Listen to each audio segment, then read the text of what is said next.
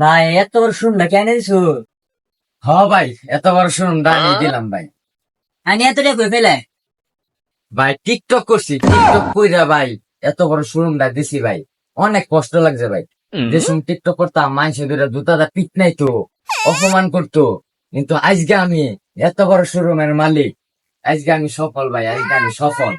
আমার কষ্টের কথা যদি ভাই শুনতেন, আইনে পুরো কাইন্দে দিতেন ভাই। এই যে পাঞ্জাবি আনছি ভাই, ভালো ভালো কালেকশন আনছি এই টিকটক কইরা। অনেক অনেক আইনের পাঞ্জাবি লাগবো, ভালো কোয়ালিটির পাঞ্জাবি আছে। এটা একটা প্রিমিয়াম কোয়ালিটির সুন্দর। কি কোন ভাই, টিকটক করে এত বড় শুনুন কিছু না নে? তাহলে আমার তো টিকটক করু লাগে। ভাই টিকটক পরে করেন ভাই। এই যে সামনে ঈদ আইতাছে, সুন্দর সুন্দর পাঞ্জাবি আছে ভাই। ঈদে আগে পিনটা পরে টিকটক করবেন, তাহলে ভিউ বেশি হবে। এই পাঞ্জাবিটি নেই, পরে টিকটক করুন যায়। পাঞ্জাবির কোয়ালিটি তো অনেক ভালো, প্রিমিয়াম কোয়ালিটি। তাইলে তো ভাই আমার নিয়ন লাগে।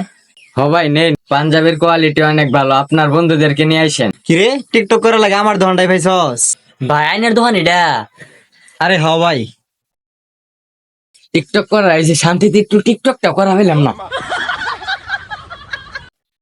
এত কষ্ট করে একটা দোকান দিলাম মালিতে বাড়িতে, আর টিকটকার রায় হারেন মালিকানা দাবি করে দোকানের, কই যায় আম? আপনারা যারা এই উন্নত মানের শপিং করতে চান সকলেই চলে আসুন রাইড ফ্যাশন। ভাই ঠিকানাই তো কইলেন না। ও, নালিতাবাড়ি আড়াইনি বাজার, মার্গার মসজিদের উত্তর পাশে। এখনই চলে আসুন রাইড ফ্যাশনে।